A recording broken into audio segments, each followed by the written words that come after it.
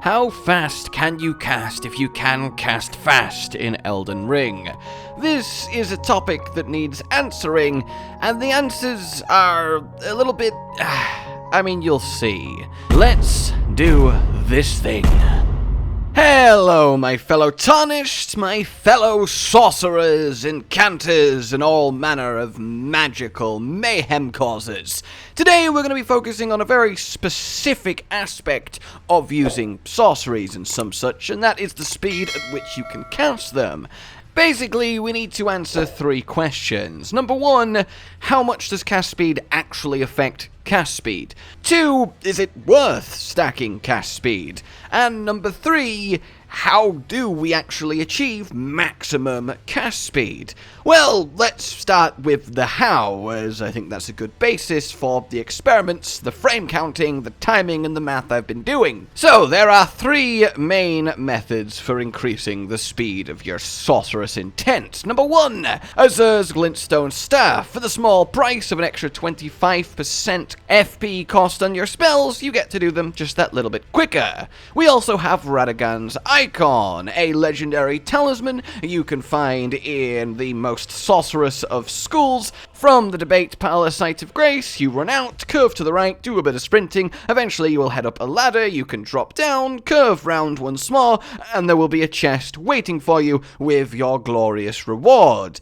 And then finally, Dexterity as a stat increases your cast speed as you increase it. The issue though is essentially this. Hey, Radagan's Icon, I know you shorten cast time. How much do you actually shorten it by, and how does that actually affect spells? I will tell you nothing! Okay, Azur's Glintstone Staff, I know you say you shorten cast time, you want to tell me exactly how much by, how it works? Fuck you! Understandable, have a great day. Dexterity, are you gonna share this information with me? I'm not, what's even the point? So, I've been doing some testing so you don't remain in the dark, wondering what actually is worth using and what isn't. Firstly, let's address both the Talisman and the Azur's Glintstone Staff. And we're going to use a basic spell here, just your classic Glintstone Pebble, to get a kind of baseline. It takes 3.85 seconds, and admittedly in all of these I am frame counting and timing, so it's entirely possible that I'm off by a frame or two, but the general picture remains constant. It takes 3.85 seconds to cast 3 Glintstone Pebbles with nothing helping you out. A normal staff, no talisman, no dex. With the staff, it takes 3.5 seconds. That is a boost of about 8.5%. Now, to allow for said marginal error with frame counting, I'm gonna say it is just 8%, as that matches a few other tests that I've seen about the place too. Then, if we take Radagon's Icon, whack that on, get rid of the staff, and do the same test, it also takes 3.5 seconds. So that's exciting. Both the staff and the talisman increase speed of cast by 8%. If we use them both together, well then we go to 3.3 seconds, which is about 15%. You see, like a lot of things in Elden Ring, percentages don't stack additively, they stack multiplicatively, which basically means instead of, hey, I have 2 8% cast reducers, so I have 16% reduction, right? No, it means, hey, my cast time gets reduced by 8%, then that new reduced number gets reduced by another 8%. Basically, it just means every new instance of cast time reduction is worth a little bit less than the previous one as you stack more and more. And that's important because it encourages you not to overcommit to this because of the diminishing returns. In any case, with both of them on 3.3 seconds, we have ourselves a 14% cast time reduction using both Icon and Staff. And it is at this point that I want to, well, highlight a couple things. These numbers sound low, but even a small percent speed increase like this, in practical terms and how it feels to play with and how effective it actually translates to be in combat, is really significant. But we'll get to my recommendations of what you actually aim for at the end. The other thing to really highlight is what does actually cast time affect? Well, there is 3 aspects of spellcasting, and Loretta's Greatbow here provides the perfect example of what I'm about to explain. The first aspect is the time between pressing the button from doing nothing and the spell begins. In this case, it's the time between pressing the button and the bow starts growing. The second aspect of cast time with spells is charge time. So any spell that can be charged, you can hold the button down, and then after a little bit, release it at full pow. In the Greatbow case, it's the time between the bow being in position and growing to maximum size. Finally, the third aspect of spells in Elden Ring is time between firing the spell and starting the next spell as you chain them together. So in this case, it's the time between the arrow leaving the bow and you starting to grow the next bow.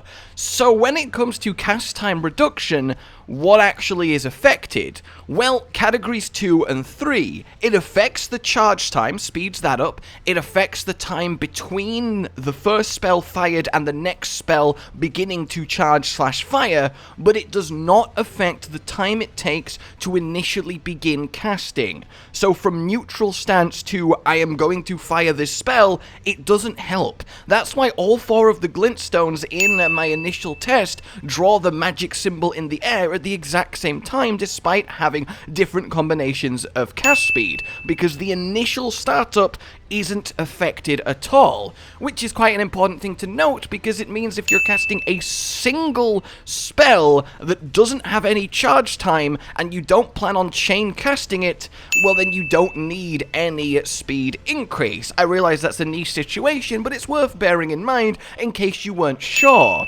So let's, well, deal with the elephant in the room.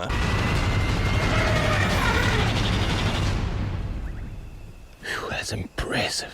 Ironically, that's not a great animal to represent dexterity, but it fit the expression, so shut up. Dexterity then increases cast speed, and by cast speed, as you now know, I mean stages 2 and 3 of casting spells. But how much does it increase it? Well, more than both the staff and the talisman. A 12 dex versus a 48 dex, a kind of middling amount of dex, the 48 will cast spells 10% faster, near as damn it. If you then compare 48 to 99 dex, and in these tests I'm not using the staff, I'm not using the talisman, it's just dex doing the heavy lifting, then you get another 10% faster, which means between 12 dex and 99 dex there is 20% casting speed to be acquired, and that is quite the significant boost. So, if we combine 99 Dexterity, Radagan's Icon, and Azur's Glintstone Staff, yeah, we start to get some rapid casting. And if you stack this against literally no boost and minimum dex, it looks even more like, oh, okay, I need some cast speed, god damn, Jesus! And yeah, that's essentially the TLDR of what we're going to be going for here. You do want at least some cast speed. It really does make an impact, but you don't need a lot of it. You don't need this much. With the icon, the staff, and 99 dex, basically you will cast around 25% faster overall, due to it again not stacking additively. So from all my testing, the easiest thing to convey to you guys is the sweet spot is around 10% faster casting is what you should aim for. That is the moment at which it is worth the damage increase without crippling the rest of your build to go even further beyond that. And that's quite a nice spot for it to be, because essentially as part of your sorcery, spam, incantation, spam, any kind of spell-focused build, you want to have one of 3 things. Either Radagan's Icon, or Lusat's Staff, or around 45 to 50 dex. Now, of those 3 options, well, getting to 50 dex and still having the stats and levels up left over to actually do the rest of your build, to get to the 70 int for the moon spells, to go even further to 80 for the hard cap on int scaling, to still have at least 50 to 60 vigor, to stay within the emerging PvP meta of about level 150, well, it's just not practical, is it? Obviously, if you start going to level 200, 300 through new game pluses, yeah, just pump your dex and get free cast speed, why not, once you've got all of the other stats you could need, but for an actual, you know, build where you have to make hard choices, getting that much dex just isn't practical. The staff, again, isn't really worth using because, you know, the extra FP cost at 25% more expensive spells is quite crippling, and scaling-wise, it's not actually that potent. I mean, it's the third best Glintstone staff in the game in terms of raw damage output, but then you're left not using the two better Glintstone staffs, which is something I want to go into an entirely different video, testing Glintstone staffs, but still, despite getting faster casts, you're getting less damage overall because the staff itself is providing less damage overall compared to its competitors, which leaves the Talisman. And yeah, basically this entire video is a really long-winded, testy, mathsy way of saying use one of your 4 talisman slots on Radagan's icon, and you will be in a sweet spot for speed increase that is more valuable than any other single talisman that you can put on. Essentially, you need to look at Radagan's icon as an 8% damage increase because you will simply be casting spells, at least spells that you are chaining and charging, 8% faster on average, I should note here. And I will go into further details as to why I'm saying on average in just a moment. And 8% is a really appreciable, decent passive boost from a talisman. It also makes you much more threatening in PvP because you don't feel like you're moving in slow motion whenever you throw out a spell. Final few notes though. The cast speed is much more impactful on a already short to cast spammable spell like the pebbles, like the swords, but if you're using stuff like Loretta's Great Bow and spamming that, well, even at 99 dex, the icon and the staff, you only cast Loretta's Great Bow 6% faster than having none of them, because simply the spell doesn't seem to really benefit too much from casting speed, which you would think it would given the amount of stages, but it just doesn't. And in fact, having gone into this further, it actually would seem that every individual sorcery, and as a note by the way, incantations are affected less by cast speed than sorceries, but it would seem every single sorcery spell in the game has a different level of is affected by cast speed, which is why the Great Bow, despite having 99 dex, the Talisman and the Staff only gets a 6% increase, whereas something like Adula's Moonblade gets a 25% increase, whereas something like Glintstone Pebble, again, gets about a 25% increase. The rule essentially seems to be the more powerful a spell the devs believed the spell to be, the less it's affected by speed increase. Now, obviously, that's really subjective, and some really powerful spells like Adula's Moonblade get a huge increase. So, yeah, this is kind of really hard to accurately convey, given you would have to test and compare every spell in the game and essentially recommend on a spell-by-spell basis what level of cast speed, if any, is worth using. And I'm here to give you a general rule set, which I will do, but, like, holy hell goddamn why? Why is it set up like that? So, yeah, the actual spells you're using also factor into this. Generally, the bigger, heavier, slower the spell you're using, the less valuable casting speed is, and then the reverse is true. I hope that was useful. I hope it made sense. I hope you enjoyed a bit of, testing, conveying. I realize we haven't done anything quite like this yet, but I'm really into sorcery in Elden Ring, and I will be here as your resource to be the best sorcerers that you can be.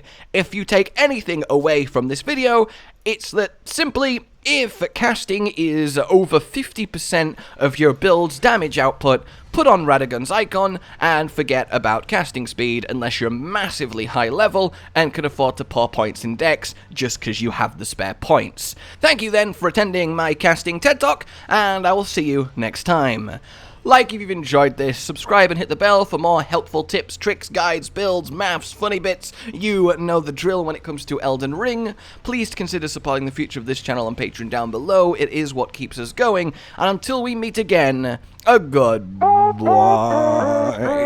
Josh, Cotton, and Hollow with the videos, dropping the humor like a hammer on your tippy toes, bringing entertainment on a daily arrangement to take our insanity and turn it into entertainment. Yes, I said entertainment twice, to reiterate that it is nice to look into your faces on a mostly daily basis when you let us in your homes to make the whole world a stage. Goodbye.